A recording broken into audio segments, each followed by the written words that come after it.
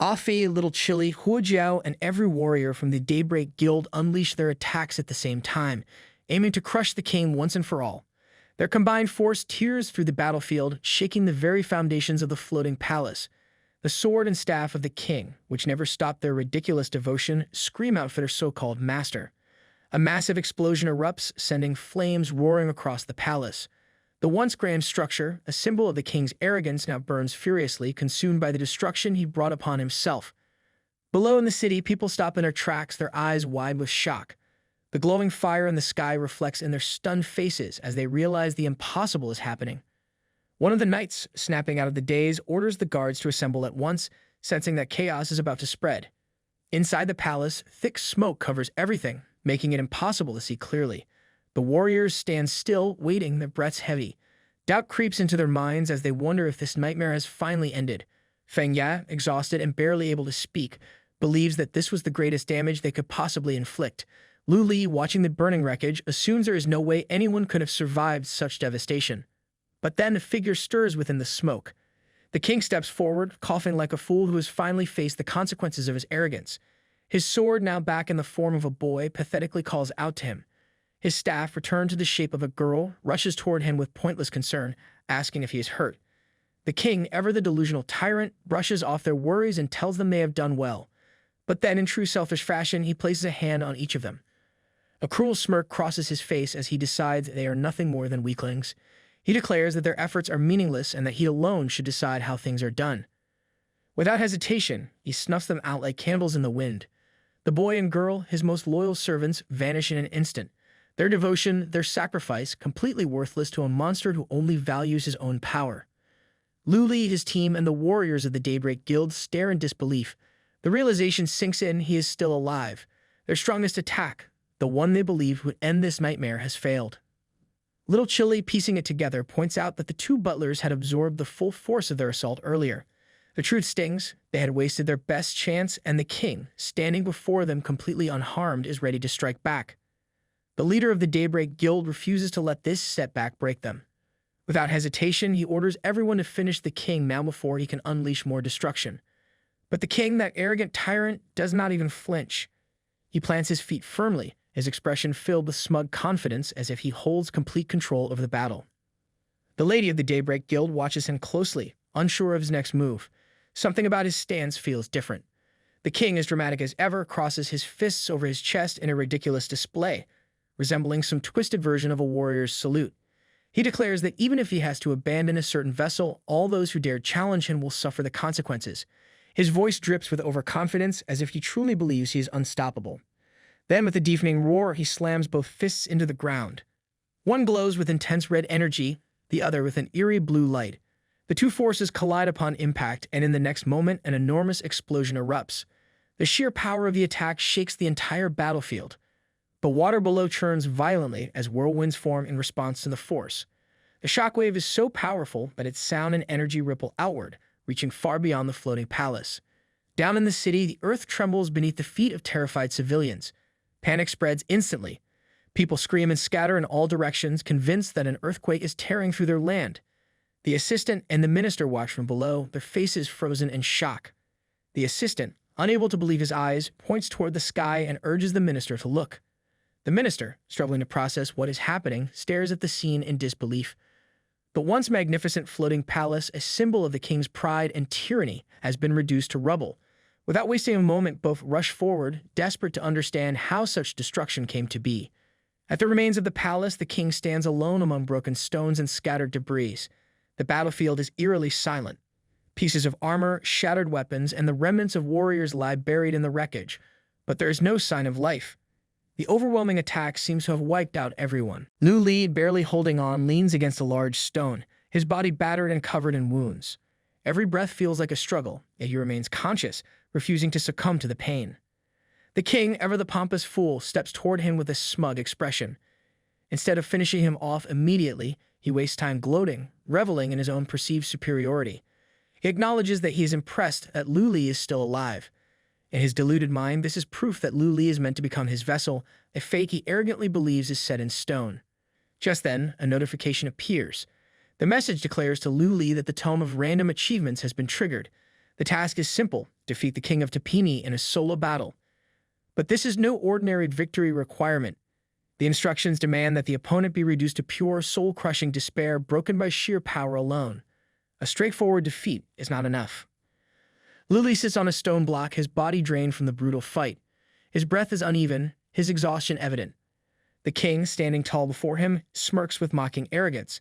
He assumes the battle is already won, taunting Luli with empty words. If there are any last tricks left, now would be the time to reveal them. Luli, without hesitation, responds. There is in fact one last move. Luli rises to his feet, ignoring the pain coursing through his body. A powerful energy erupts from him as he activates Asura mode. Crimson lightning crackles around him, wrapping his body in an overwhelming aura.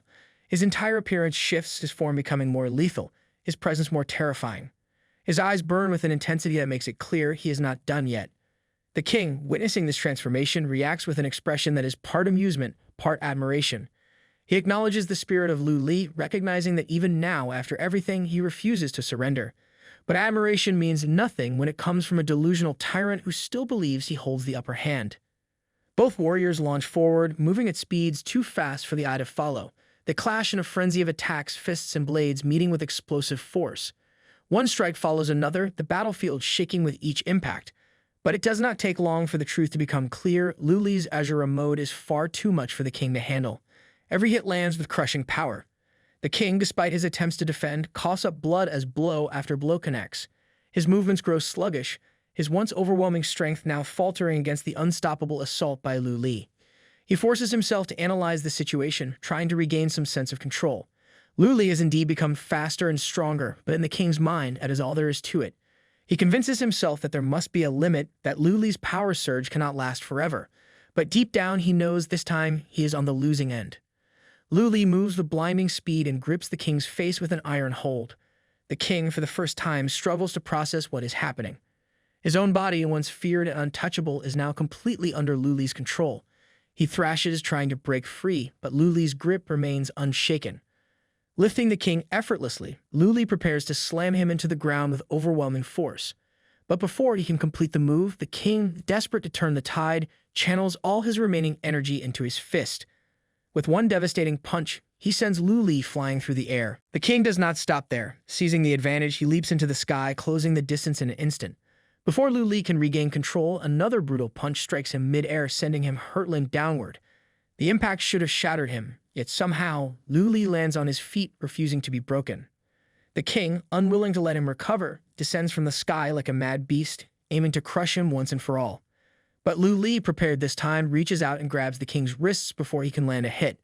A sudden shift in the air sends a chill through the battlefield.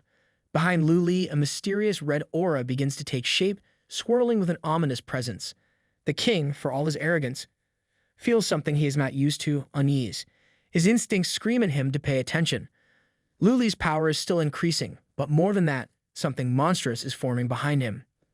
The red energy condenses, no longer a shapeless aura. What emerges is a massive wolf with eyes filled with pure malice. Its gaze alone carries an unspeakable rage, as if it exists only to destroy. A notification appears, confirming what is unfolding. The message reveals the true potential of Asura mode. It does not simply enhance power, it maximizes fighting spirit, pushing strength beyond normal limits. When this fighting spirit reaches its peak, it takes form, granting the user the ability to unleash the wrath of Asura. But there is a price. While in the Asura mode, there is no defense, no escape, no retreat. Running from battle or attempting to avoid conflict will cause the fighting spirit to vanish. If that happens, Asura mode will be lost for a time, leaving the user vulnerable. Luli grabs the hand of the king with a crushing grip and leaps onto him without hesitation. Both warriors grin, locked in a battle of sheer willpower. The king, never one to hold back his arrogance, throws a brutal punch straight into Luli's face and roars at him to disappear. The impact sends Luli soaring through the air, but his momentum barely slows. From a distance, he surges forward again, refusing to let the king regain control. His fists strike with relentless force, each blow hammering into the king's body. He does not stop. He does not hesitate. He keeps attacking, each strike stronger than the last. The king, unwilling to be outdone, matches his intensity, returning every hit with equal ferocity. Blood spills onto the shattered palace floor, but neither of them relents. Their fists collide with overwhelming power, triggering a massive explosion. Shockwaves burst outward, sending stones flying in all directions. The entire palace trembles under the sheer energy released from their clash. Their speed becomes too much for the human eye to track. Their movements blur, their attacks landing faster than thought. They tear through the battlefield with raw, unfiltered rage. But then, in a split second, the king lands a devastating hit, striking Lu Li with precise, bone-shattering force. Lu Li's body hurtles through the air, crashing into a solid stone wall. Dust and debris scatter from the impact, but the battle is far from over. The king, still breathless from the fight, processes what just happened. He knows for certain Lu Li's ribs and hands are broken. Any normal warrior would be writhing in agony, unable to continue. But instead of falling apart, Lu Li looks more dangerous than ever. A grin spreads across his face. There is no fear, no hesitation. Without wasting a single moment, he launches himself at the king once more. The next attack lands, and another explosion erupts. The palace groans under the force, its structure barely holding together. Below in the city, people watch in horror and confusion.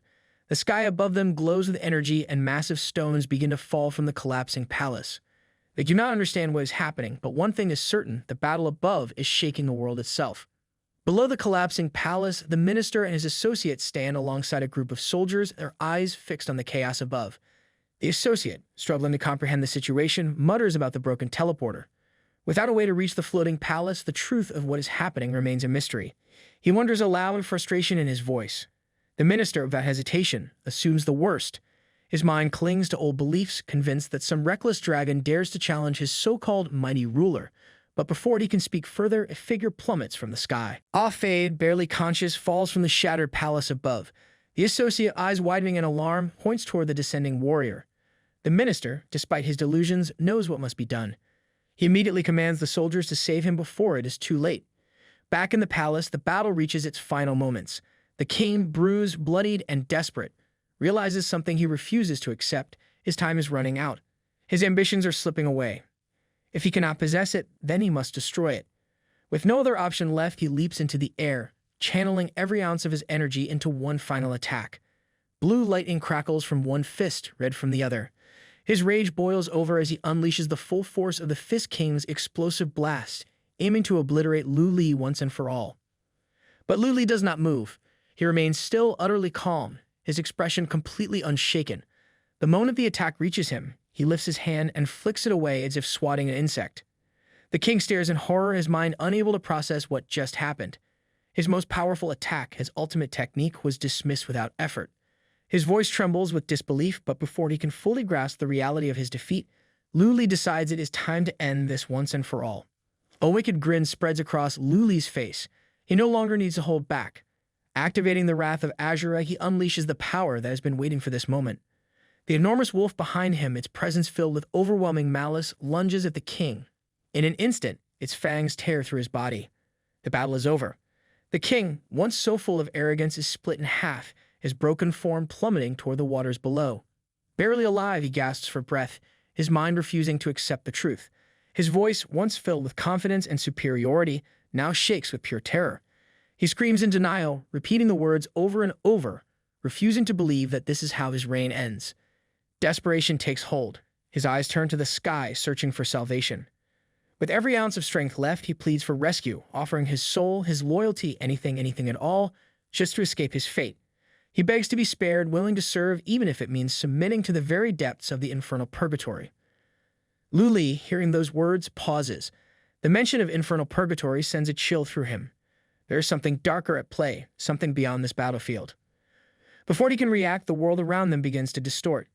Glitches of massive purple blocks materialize out of nowhere, forming into strange, cross-like shapes.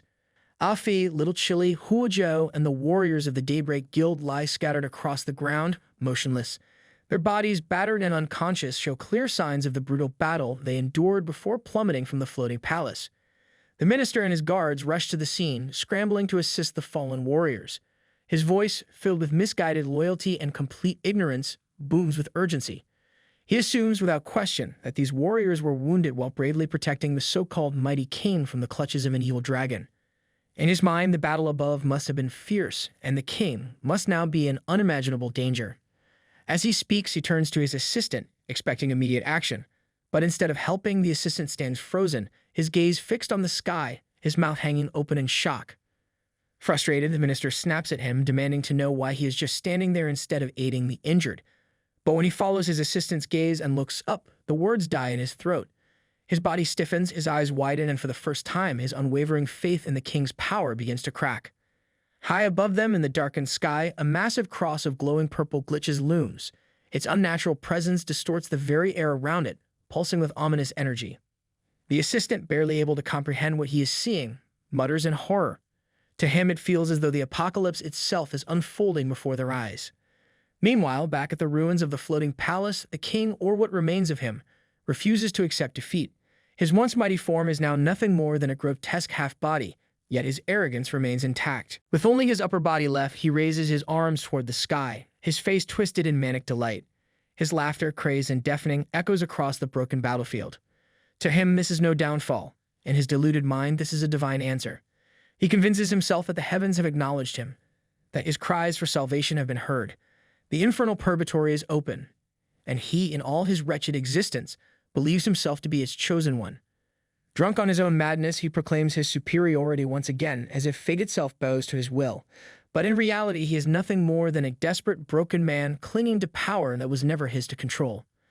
Luli wastes no time.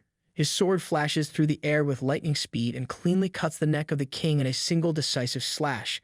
The severed head falls, landing in the pit of blood below with a dull splash. For the first time, true silence surrounds the battlefield. The king, or what little remains of him, barely has time to process his defeat.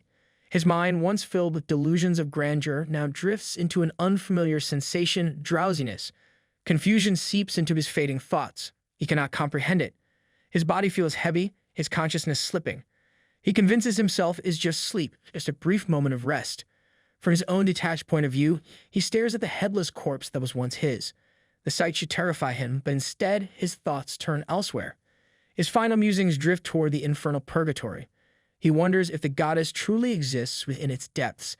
His last fragmented thoughts cling to the possibility of meeting her. He questions what she would think of him, of the life he lived, of the choices he made. But before he can dwell further, darkness consumes him. Above the battlefield, the massive cross of purple glitches looms, its eerie presence unshaken. Luli raises his gaze, his eyes lock onto the strange anomaly. A realization dawns upon him: this must be the infernal purgatory, the same place where his brother once vanished without a trace. Determination floods his body. Without hesitation, he gathers every ounce of strength left and launches himself toward the cross, his voice ringing out with certainty. He has finally found it. But just before reaching his goal, his entire body freezes. Panic rushes through his mind. He is unable to move, unable to push forward. The entrance to the infernal purgatory is right in front of him, so close he can almost reach out and touch it. Yet, something holds him in place. Then from behind, a presence emerges. A swirling purple orb materializes, radiating an unsettling energy. It calls his name, not the name he knows in this world, but the one from the game. The moment it speaks, a chill runs through his spine. His heart pounds in his chest. He wants to turn around, but he cannot even move his eyes. The curse forms in his mind, frustration and fear intertwining. Something is watching him, something powerful enough to stop him midair. Then the orb speaks again. It does not give him a choice. It does not ask him why he seeks the infernal purgatory. It simply delivers a cold, merciless truth. There is no need to search anymore. Han Yixiao is already dead. Luli remains frozen, his body unmovable, but his mind spirals into turmoil. The revelation shakes him to his core. A storm of emotions crashes over him: shock, disbelief, and something far heavier. He came all this way, fought through unimaginable battles, only to hear this. His breath quickens, his thoughts race, but before he can even process the weight of it, the situation takes a twisted turn.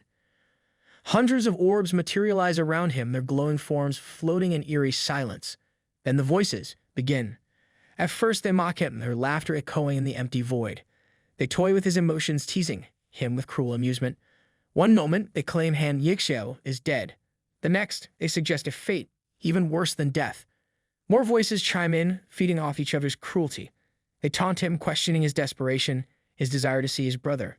Their words drip with false sympathy, pretending to consider his wishes, only to twist them into something darker.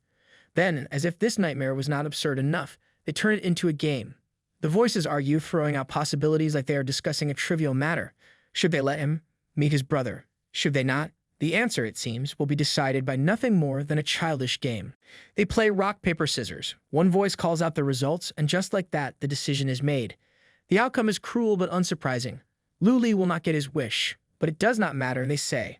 Whether they meet or not was never important to begin with. Before he can react, before he can even try to fight back, the orbs shift. They merge together, forming something far more sinister. The floating lights twist and condense, shaping into a dark, shadowy figure. A woman emerges from the swirling abyss, her body cloaked in deep blackness, an ominous red aura radiating from her form.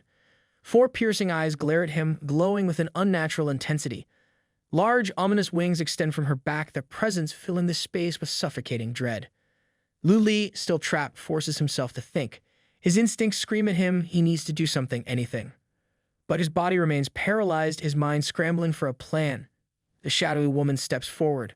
Her voice, cold and absolute, tells Lu Li, it does not matter what he thinks. It does not matter what he wants, because soon he will be dead.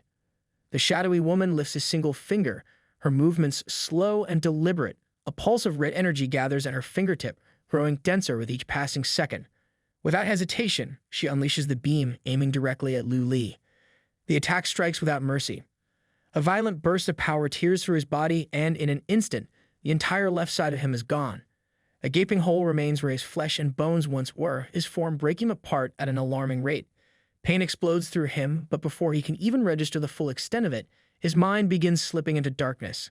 Outside the game, in the real world, his actual body convulses violently inside the game pod. Alarms blare, red warning signs flashing across the system interface.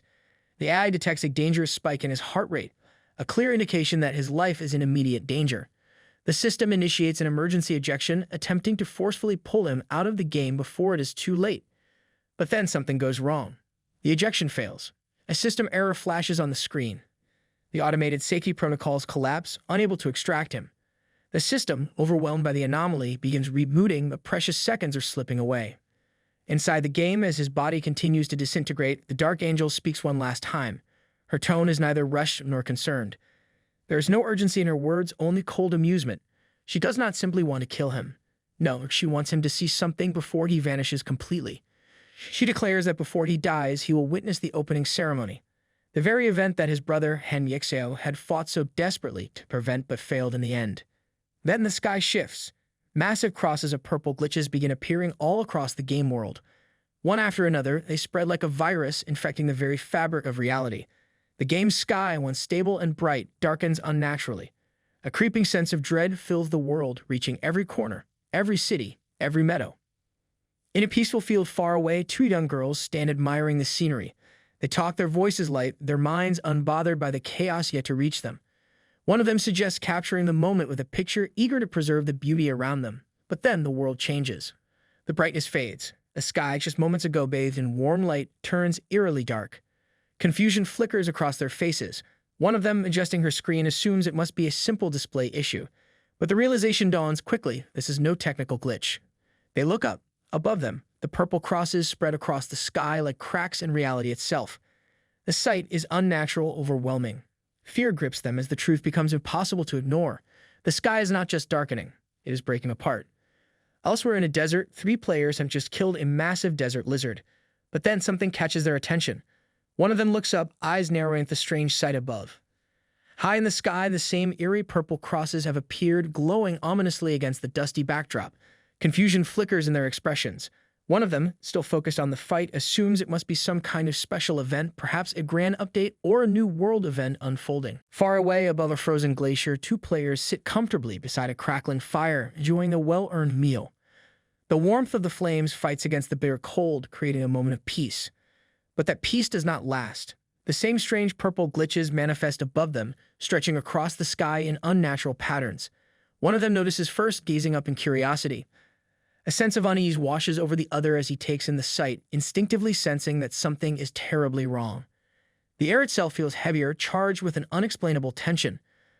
The phenomenon is no longer isolated. Across the entire game world, the purple crosses multiply, covering every inch of the sky, spreading like a virus with no sign of stopping. But it is not just the game world that is affected. On the real-world Earth, the same eerie purple crosses stain the sky, consuming its surface like a web of corruption. The two worlds, one digital, one real, are no longer separate. They have been pulled together, forced into proximity by an unknown force. And now they are about to merge. High above in the ruined remains of the floating palace, the Dark Lady watches the chaos unfold. Her crimson eyes glow with satisfaction. She does not need to wait any longer. She gives the command. But worlds must synchronize. Instantly, the two realms begin pulling against each other, their very existence twisting and bending. The purple crosses shift, their glow deepening into a malevolent red. Energy surges through the air, crackling with uncontrollable power. Then, without warning, portals begin ripping open from the crosses, flooding the lands below with intense, blinding red light. Near one of these portals, a group of players stand frozen in shock. The red glow crashes onto the ground with an overwhelming force, shaking everything around them. One of them, sensing danger, calls out to the others, urging them to retreat.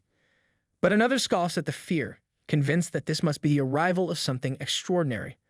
Perhaps a legendary treasure, a once-in-a-lifetime event that will reward the brave. The third player, however, remains silent, his eyes lock onto the portal. His instincts tell him something far worse is happening. The sensation crawling down his spine is not one of anticipation, but of dread. This does not feel like an opportunity. It feels like a teleportation gate, and whatever is coming through it is not meant to be here. From the glowing red portals, figures begin to emerge. Their forms are unsettling, their movements unnatural. Their expressions stretch into sinister grins, their eyes filled with malice. There is no mistaking their intent. Among them, a towering figure with the face of a lion steps forward. His gaze sweeps over the new world before him, his lips curling into a satisfied smirk. The realm of the players stands before them, ripe for the taking. But it is their leader who truly embraces the moment. His laughter erupts in a fit of unhinged excitement, his voice dripping with madness. He has waited for this. He has longed for this. And now the moment has arrived. His order is simple, ruthless, absolute. Kill. Kill them all. Across the world, chaos unfolds. More portals tear open, flooding every city, every land with invaders.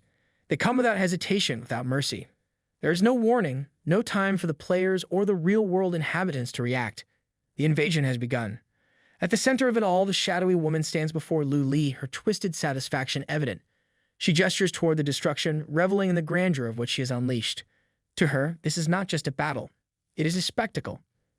She turns to him, her voice smooth, mocking. She calls it majestic. But she is not finished. Her words, loud and commanding, echo across both worlds. The message is not just for him, it is for everyone. This moment marks a turning point. The game, as it was once known, is no more. A global announcement blares across the system, visible to every player. Huanyu version 2.0 has begun, Infernal Purgatory. And then Lu Li ceases to exist. His body, already weakened beyond repair, finally gives in. It crumbles, breaking apart into nothingness. The last traces of his form scatter into the void. Back in the real world, the system detects what has just occurred. Cold, mechanical words appear on the screen, sealing his fate. The player's vital signs have disappeared. The invaders from the portals waste no time and unleash a full-scale attack on the players. Chaos erupts as the players desperately try to fight back. Blades clash, spells explode, and cries of battle fill the air. Among the fighters, one player struggles against the overwhelming force of the enemy. His attacks barely make a dent, and frustration creeps into his voice. He questions whether these monsters are just ordinary troops. If they are, then the true elites must be on an entirely different level. His companion, also locked in combat, refuses to give in to despair. He believes that if their enemies are this strong, then the loot they drop must be worth the struggle. Desperation fuels his swings, but deep down he knows they are in over their heads. On the other side, the invaders show no signs of concern. A mage from the portal, draped in a cloak of arrogance, watches the battle with amusement. His expression barely hides his disgust as he observes the players scrambling like frightened insects. He wonders aloud if these so-called players, these weak, pitiful creatures, are truly the ones resisting them. With a smirk, the mage raises his staff. The ground trembles as he casts Greater of Spike. In an instant, thousands of stone spikes burst from the ground, impaling hundreds of players. Blood soaks the battlefield as the screams of the fallen echo into the night. The attack leaves nothing but devastation, and those who survive are left paralyzed by fear. Among the remaining players, panic spreads. One of them, his voice shaking, realizes they have no chance of winning. He yells for everyone to run, hoping to escape this massacre. Another player immediately agrees, seeing no other option but to flee. But escape is a foolish dream. Before they can take a single step, the lion-headed warrior appears before them, his eyes filled with cruel amusement. He towers over them, blocking their path like an executioner savoring his victim's final moments. A smirk plays on his face as he mocks their desperation, taunting them for even thinking they could outrun their fate. Without hesitation, he unleashes ferocious claw slash. In a blink, their bodies are torn apart, their lives snuffed out before they even realize what happened. Despite the carnage, not all players are willing to run. Hundreds of them gather in one final act of defiance, forming ranks and charging toward the invaders. Their hearts burn with anger, their voices rising in unison. If they are to fall, they will do so fighting. One of them, filled with fury, roars at the invaders, demanding that they put an end to their arrogance. Their leader, refusing to back down, rallies the warriors of the Pinnacle and Royal Dynasty guilds. With unshaken determination, he orders them forward. A war cry erupts across the battlefield. Voices rise in defiance. They will not stand by and watch their world be destroyed. They will overcome. With renewed strength, they charge. The battlefield trembles once more. All of them charge with every ounce of strength they have left. They refuse to let fear control them, believing that their numbers will be enough to turn the tide. Their voices rise in unison, their battle cries shaking the air as they surge forward. But it is all meaningless. The leader of the invaders does not even move from his spot. He simply raises a hand and calmly closes his fist. That single motion releases a torrent of energy, an overwhelming blast of aqua-blue lightning flames. The power surges outward in circular waves, swallowing everything in its path.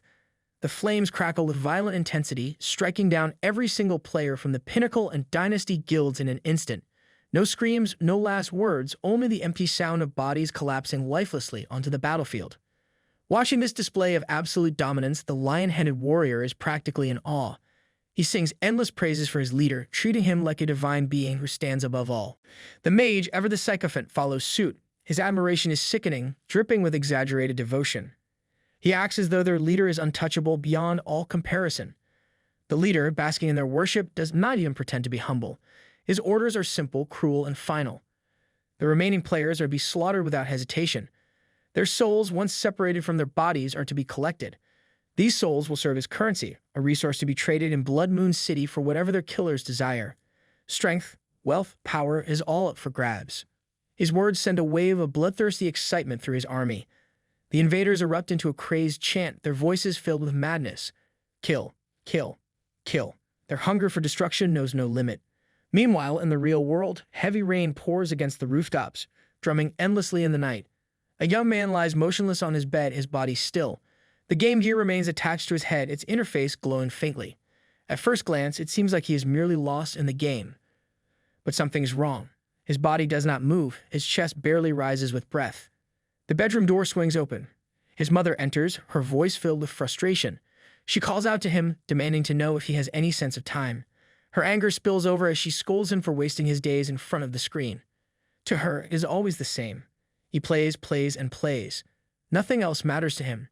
She cannot understand his obsession, cannot see why he dedicates so much of his life to this virtual world. If only, she thinks, he would put even half that passion into his studies. If only he cared about reality as much as he cared about that game. If that were the case, she tells herself, she would light incense and thank the heavens. But she does not yet realize her son is no longer simply playing. The mother sighs in frustration and walks toward the window. With an impatient tug, she pulls open the curtains, letting the dim, rain-soaked light seep into the room. The downpour outside pounds against the glass, but she barely notices. Her thoughts are consumed by the endless cycle of disappointment.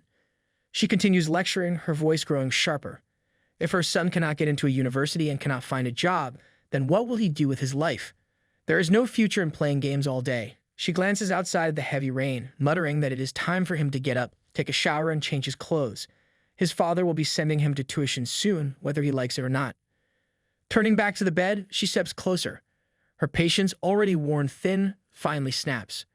She calls his name again, demanding that he get out of bed immediately. Does he think he can ignore her now? That he no longer needs to care about what his mother says? She reminds him of all the years she spent raising him, all the sacrifices she made. And for what? A son who only cares about playing games. She cannot accept it. Her anger boils over and she grabs the gaming helmet, yanking it off his head. If nothing else, she will put an end to this addiction herself. But the moment she sees his face, her anger turns to horror. Her son is unresponsive. His skin is pale, his lips slightly parted, but worst of all, his eyes are lifeless. The whites of his eyes stare back at her, empty and soulless. He does not blink, does not react. Panic seizes her. She screams his name, shaking his shoulders, but there is no response. Her voice cracks with terror as she calls for her husband, demanding he come quickly. Elsewhere, in another home, the same nightmare unfolds. The rain continues to fall heavily, drowning the city in a relentless storm. In a dimly lit room, another young man lies in bed, still locked inside the game. His gaming gear remains attached, the faint hum of the device filling the air. His girlfriend lays beside him, arms crossed, frustration clear in her expression. She tries once again to pull his attention away from the screen, urging him to stop playing and spend time with her. But he does not answer. She waits for a response. Seconds pass, and an uneasy feeling creeps into her chest. She steps closer, shaking his arm gently. Still nothing. Her eyes widen in alarm. Something is very wrong. Across the world, the pattern repeats. Thousands of players, all connected to the game, remain motionless. Their bodies lie still, their minds trapped elsewhere. Some are slumped over in chairs, others sprawled out in beds. Their families and loved ones try to wake them, their voices rising in panic. But there is no response. Their bodies are here, but their souls are gone. A breaking news alert flashes across television screens and online broadcasts. The world is in shock.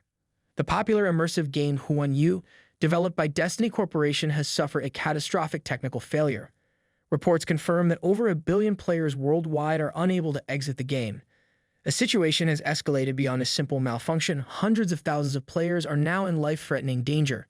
The broadcast cuts to a live scene outside Destiny Corporation's headquarters. A massive crowd has gathered, thousands of furious family members, concerned citizens, and relentless media personnel flooding the streets. The air is thick with anger and desperation. Tensions are boiling over as 3 company officials stand before them, attempting to calm the growing chaos.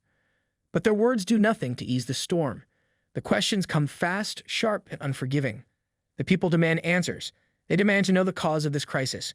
Was this an unforeseen technical failure, or was it something more sinister? Was this deliberate, a planned event? A desperate parent pushes forward, crying out for the return of their child, their voice trembling with anguish. Others echo the plea, demanding a solution. How long will it take for Destiny Corporation to fix this disaster? The officials, shifting uncomfortably, offer nothing in return. Their response is the same over and over, no comment. The crowd grows more agitated. The world is watching, waiting, demanding accountability, and yet Destiny Corporation refuses to provide a real answer. The frustration builds as accusations fly. Is this the official stance of the company? Is this truly how they intend to address a crisis of this scale? From every country, complaints flood in. The world wants an explanation. Families, governments, and organizations demand immediate action. Finally, after unbearable silence, the CDO of Destiny Corporation steps forward. His voice is cold, calculated. There is no sympathy in his words.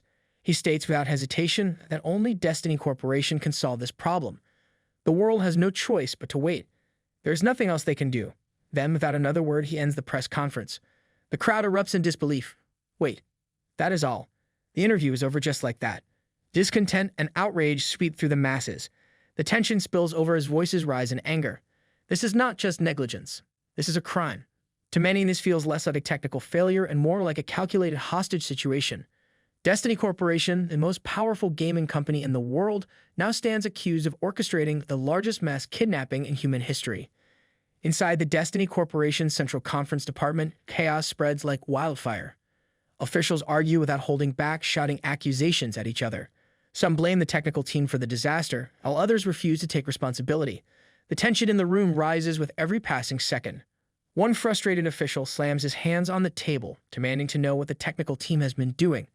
Another fires back, insisting that blind accusations won't fix anything. A third voice warns that if the situation is not handled properly, the entire company will collapse.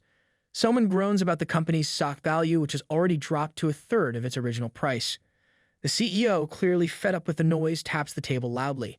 The room falls silent. He makes it clear that he will ask questions, and they will give answers. No more useless shouting. Turning to one of the men in the room, the CEO demands an explanation for why the players are unable to log out of the game. The man, clearly nervous, stumbles over his words. He tries to say the answer is complicated, but the CDO cuts him off, ordering him to keep it simple. The man gulps and starts explaining.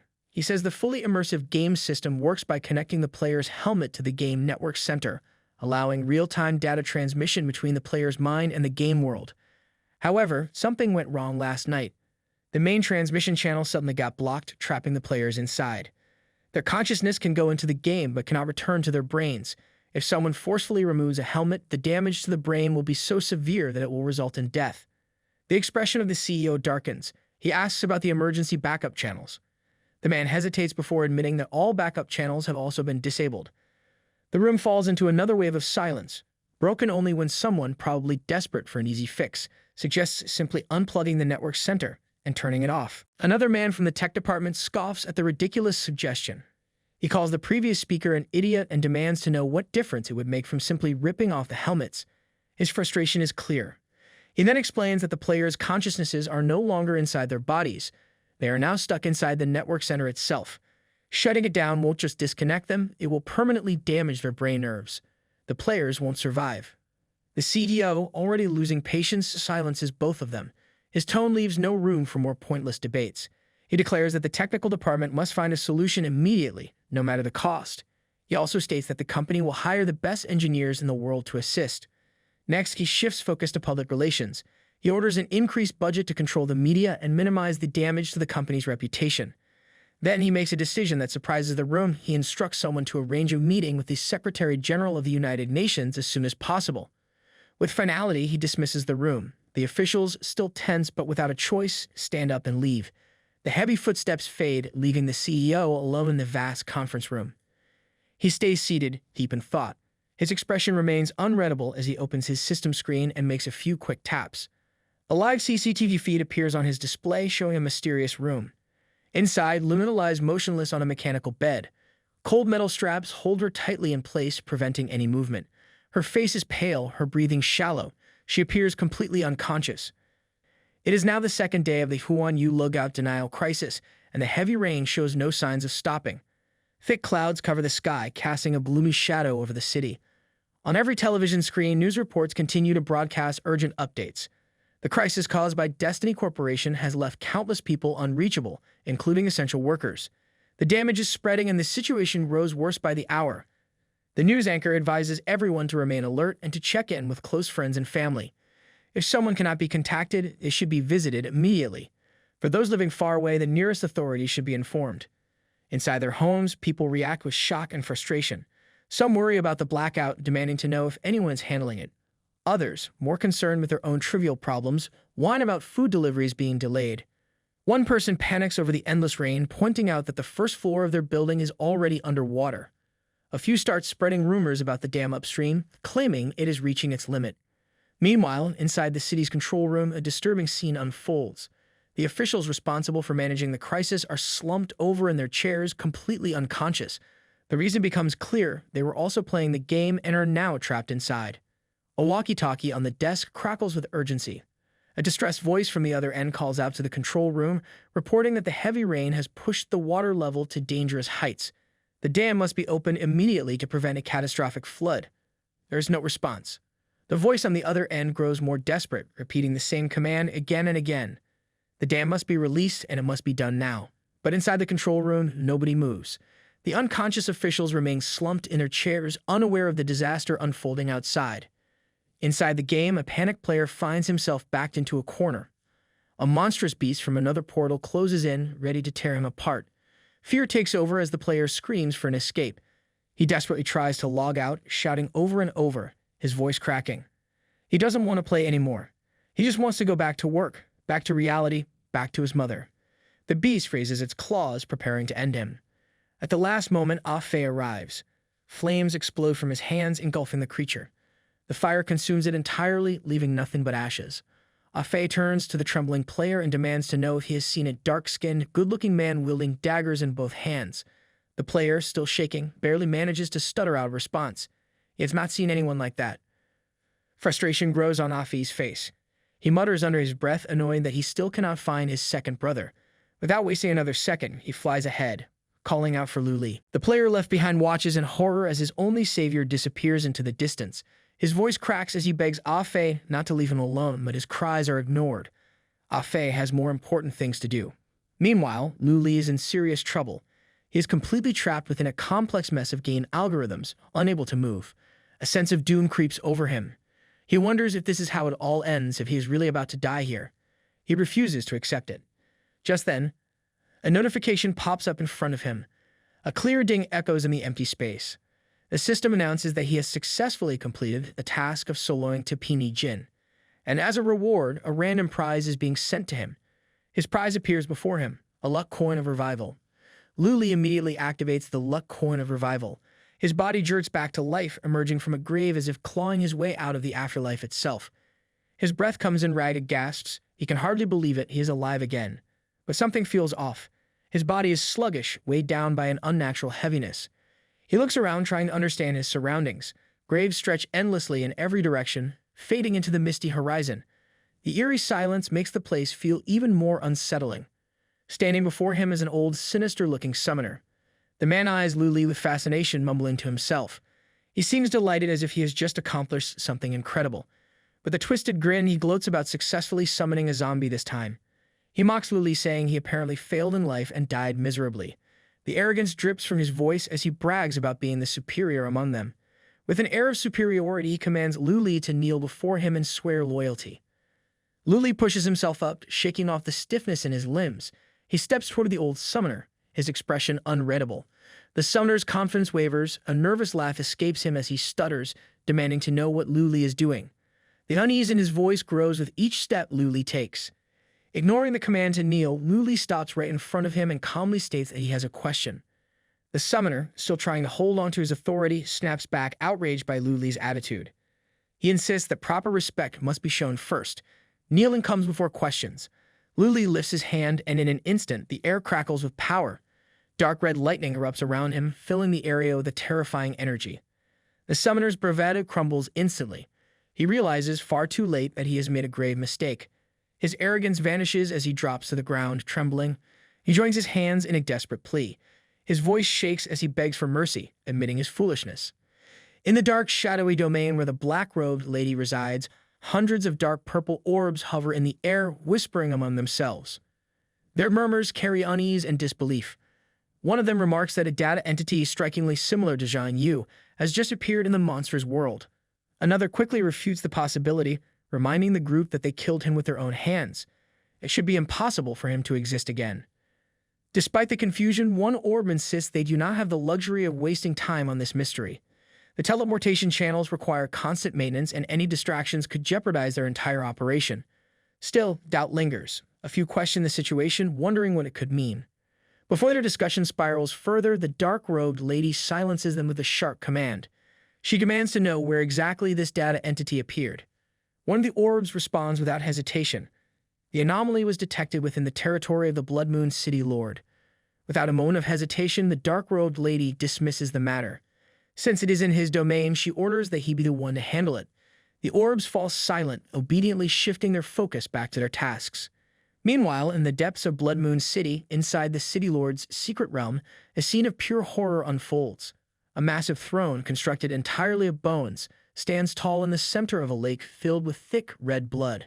The City Lord himself sits upon the grotesque seat, his presence exuding absolute dominance.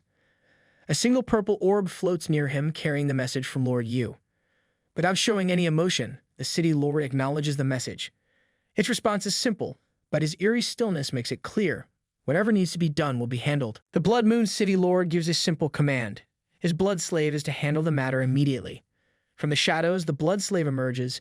His monstrous form radiates menace, his very presence exuding an unnatural hunger for destruction. Kneeling before the City Lord, he accepts the order without hesitation. His voice carries complete devotion as he promises to obey. Meanwhile, back in the graveyard, the old summoner has no intention of sticking around any longer. He spins on his heels and bolts, not even bothering to look back. With a trembling voice, he hurriedly excuses himself, making it clear that he has no business left here. His words are rushed, but his actions speak louder. He just wants to escape before he becomes the next unfortunate soul to cross Luli. Luli stands still, lost in thought. He pieces together the dark truth. The connection between the monster world and the player world is no accident. With the teleportation channels open, monsters have free access to the human realm. They can hunt players at will, turning what was once a game into a death sentence. Even worse, the players who have fallen and had their souls collected are lost forever. No revival, no second chance. A single question burns in his mind. The mastermind behind this, the dark shadowy woman, who is she? No, more importantly, what is she? Despite everything, one realization takes priority. His brother is still alive. Everything he has learned points to a single truth. His brother is trapped, likely under that woman's control. If he can find her, he can find the answers. But before he can dwell on it any longer, something shifts in the distance. Perched on a high cliff, a figure sits atop a horse, watching him. Lu Li narrows his eyes. At first he wonders if his mind is playing tricks on him. But no, this presence is real. Before he can react, the figure vanishes from the cliff in an instant. In the next breath, the blood slave materializes directly behind him.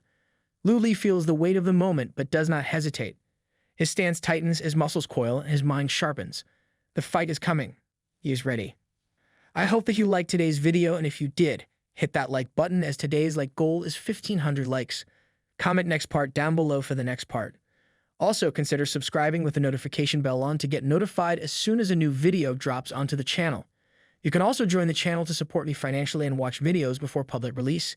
I'll meet you in the next video. Until then, thanks for watching.